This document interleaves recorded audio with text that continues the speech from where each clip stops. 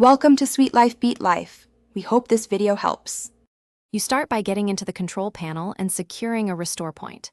Once logged in, make a full backup or snapshot so you can revert if needed. Next, navigate straight to Branding, Theme Editor, or Feature Manager. These areas control promotional placements. You do this now because modifying templates without a backup risks downtime. By preparing first, you can safely alter theme files and settings. Make note of the active theme name and any third-party plugins that might inject ads. You will now edit the files that render the panel. Once done, open File Manager or connect via SFTP and work on a duplicate of the active theme folder.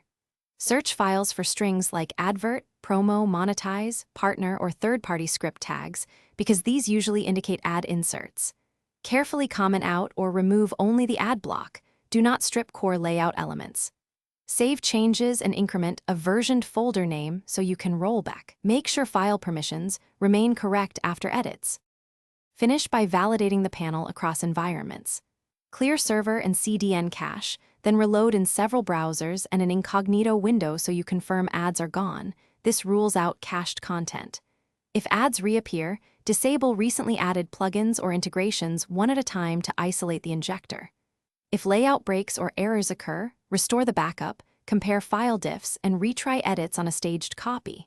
Troubleshooting tip: when stuck, revert to backup and test changes incrementally to find the culprit. Thanks for watching.